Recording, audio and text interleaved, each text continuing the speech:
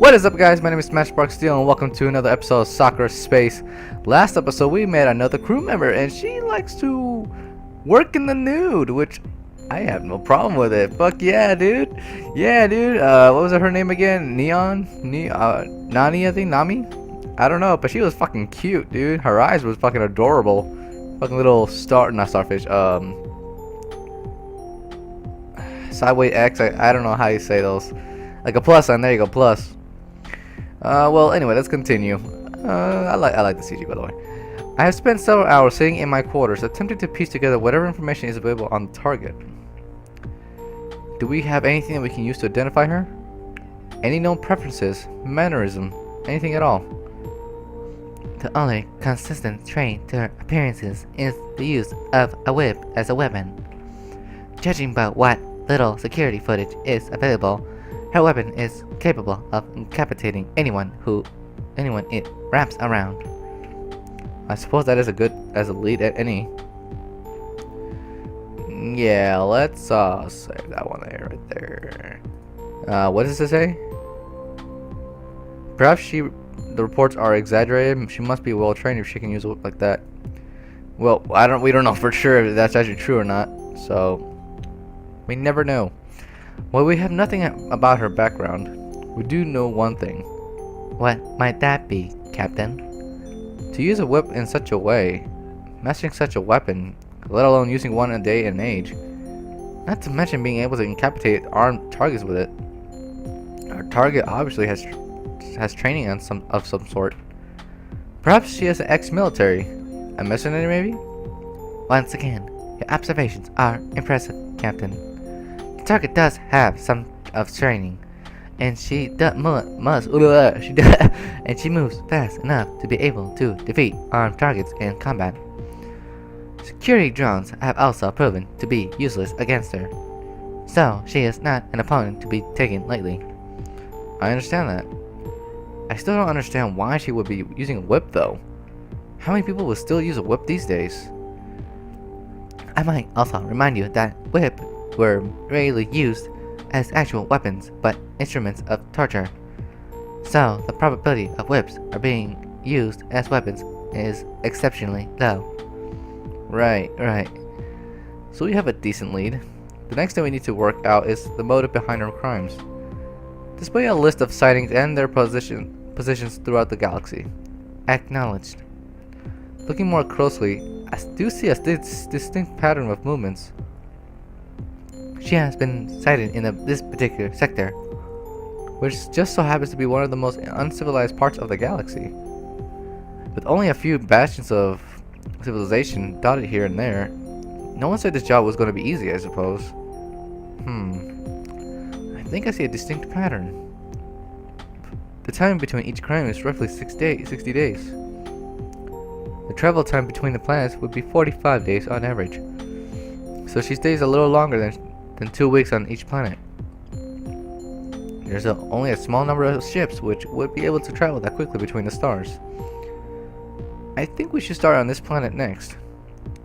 I'll point to one in particular in the sector. Judging by the average time between the crimes, her travel time would indicate that she would approach this planet next. Wait. This seems too obvious. I still don't know where she's going to show up on the planet. Try that one. With such a simple pattern, anyone could have guessed her course.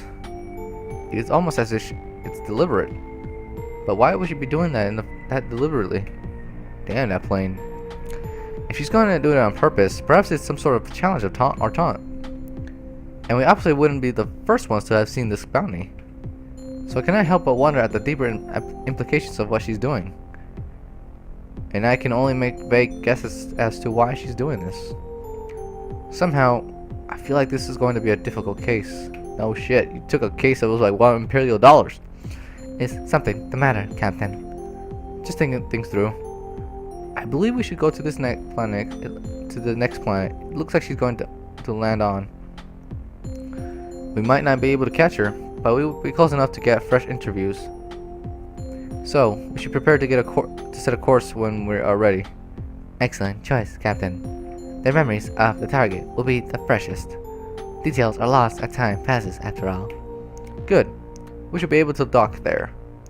Could I request that you return to orbit when you drop us off? Acknowledged. I will remain in orbit above your position. If you require assistance, I will not be far away. With that out of the way, will you be sticking to your regular schedule for today? You mean our weekly pool party?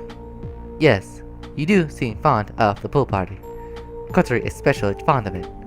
It's true. Kotri loves her pool parties. She loves spending a lot of money and time on them too. It seems like kind of a waste, considering that she only invites Nami and I. I am afraid that we cannot Do that today. We only have a few hours left until we arrive. Do you wish to be the one to inform her of the party's cancellation? Not particularly, no. Well, I do not wish to be the one to do it either. So we will have to decide who has to do it. No, I'm not doing it. That is why I have you on board. This is not a pleasant task. But I'm the captain of the ship. Oh my god, dude. She's fighting against a computer. Oh my god. That's what I love about this game too. I order you to deliver the news. As you wish. Oh my god. You're a bitch. Well, I'm a bitch. Well, with that sorted, I suppose I can move on to important matters. Is there anything else which requires my attention? There's one thing, my captain. What might that be? Within a few moments, I hear a loud banging at my door. There it is now. I swear. Bypass security protocols. Acknowledged.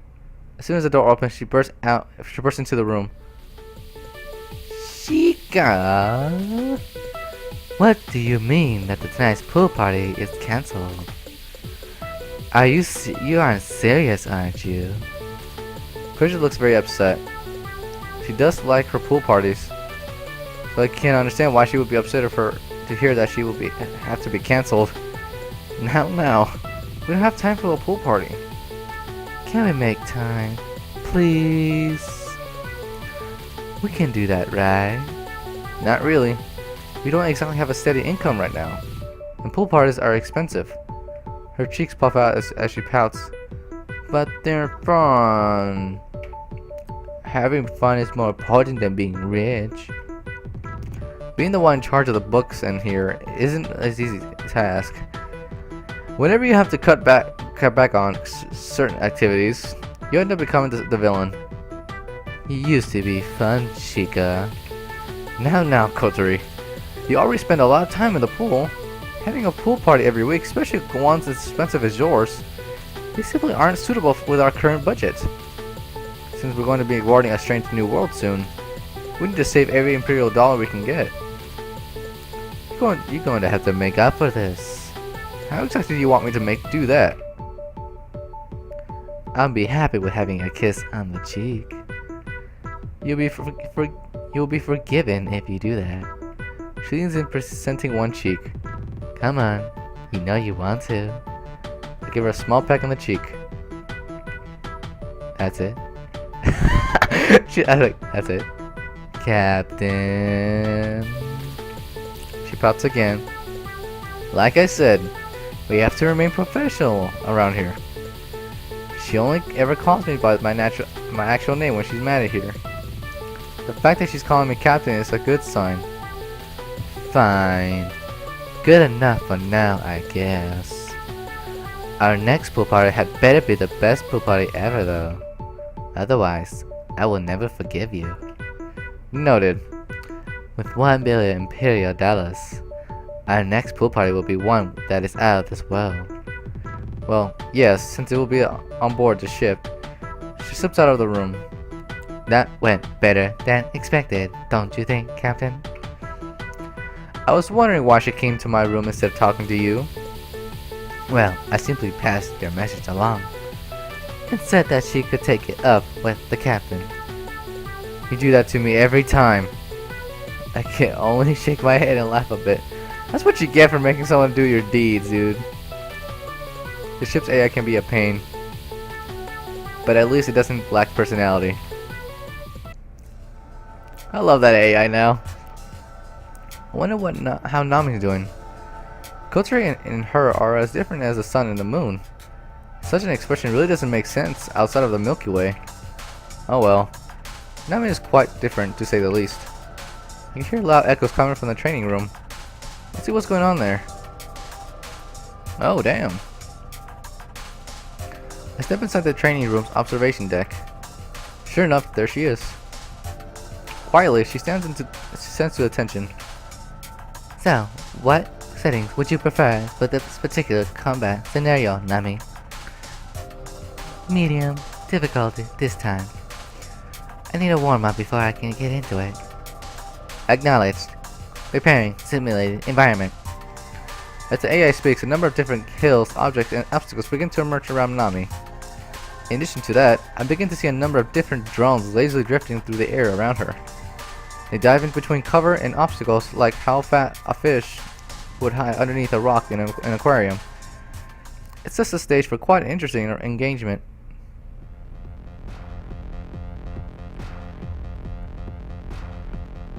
Okay, now I know they're trying way too hard on this shit, dude. They were trying way too hard. Until, I can't say that's censorship. I'm gonna have to do it just in case. Unlike how awkward she was before, Nami's eyes is filled with clarity. She carefully analyzes her environment, fully prepared for any threats coming her way. Beginning combat exercise in 10 seconds. As the AI counts down, she seizes her blade and enters the battle stance. 3, 2, 1, begin. Holographic enemies appear in the room. A complete circle of security drones around her.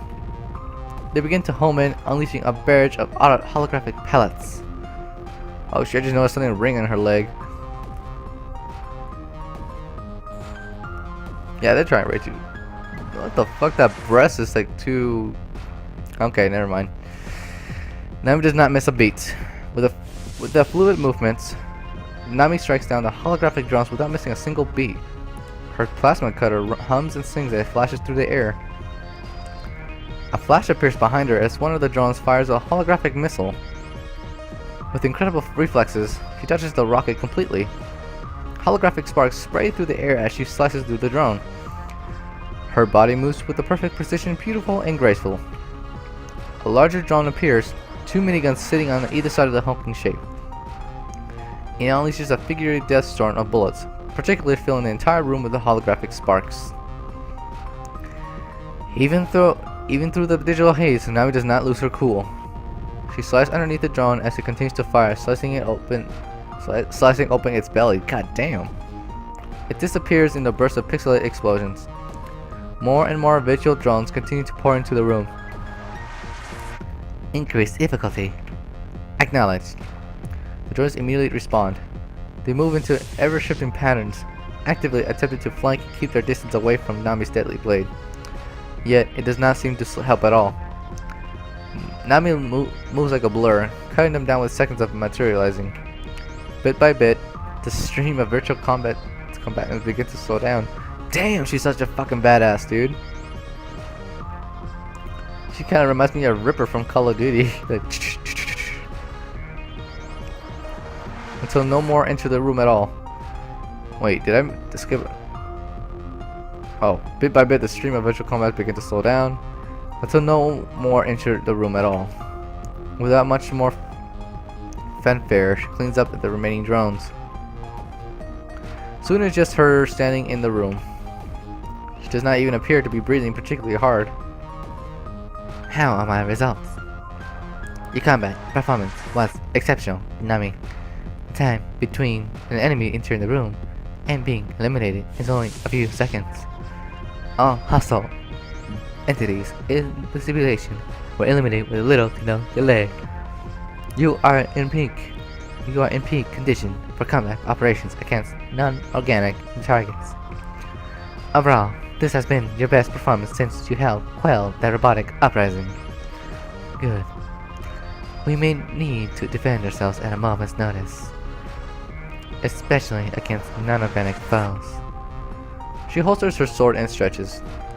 I think it would be good to take a short nap now. It has been some time since I've gotten a good night's sleep after all. That will be a good idea. You did not sleep particularly well last night, I can tell. Slowly, the virtual environment around her dissipates into pixels. Oh, Captain. I didn't know you were watching. That was a very impressive performance, Nami.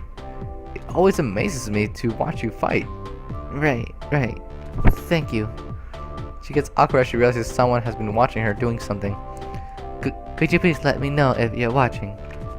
It just throws me off a bit.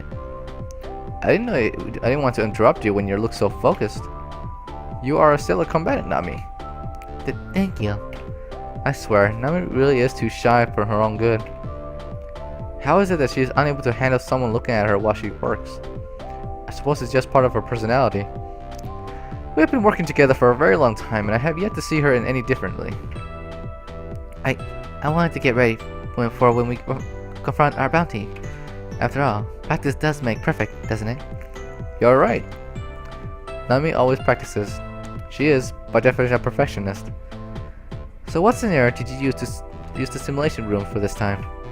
Considering what the simulation room can simulate anything you can imagine. Ooh, there's no lack of choices for training. Full-scale invasion of Earth. It's like the one from the old game we used to play all together. You remember how we used to do that one dungeon where robots invaded Earth? Oh yeah. Wait a minute, robots invaded the Earth. I think they're talking about fucking Sakura dungeon. Oh yeah, I remember. Oh yeah, I remember that one. When was the last time they had made a decent MMO in the Milky Way anyway? You know what it's like when the industry these days. No innovation, nothing new. Just the same old boring grinding. It's true. We should find another game though. It was fun back in the day. Although this onboard simulator is amazing too. Definitely the best purchase we have made. Training before this thing was a nightmare. It sends shivers down my spine as I remembered how badly Nami and Kotori damaged our ship with their sparring matches. What else have you tried simulating on? Just combat simulations mostly. Situations. Nothing too special. You aren't even pushing this thing to the limits of its hardware. Maybe we could even simulate entire dungeons with the games we used to play. Well, I do not want to run the risk of burning out. You remember what happened when Kotori tried to simulate the entire MMO? Yes, and that is why Kotori is no longer allowed in the simulation room. At least she's content to most of her time at the pool instead of breaking the ship's hardware these days. So the target uses a whip as her weapon. What does the report say? My whip, of all things. And about it is so special. What about it so special? It is a massive universe we live in, Nami. Finding someone proficient enough with a whip to use it in combat is not exactly impossible. While true, anyone could apply themselves to learning any other weapon, and overall end up being much more effective. Simulate humanoid with whip weapon. Acknowledged. Simulate unarmed humanoid. For a few moments, we watched the simulation. The armed humanoid attacks the other one with its virtual whip. Nami analyzes it carefully, noting which angles and methods the whip-wielding simulation uses. This is only a very basic simulation, but it gives me a rough idea of how she would approach combat. She nods to herself. I have a few ideas for countering it now. Alright. And I think that is one way to end the episode. Yeah, so yeah. Damn, Nami is a pretty good combatant. God damn.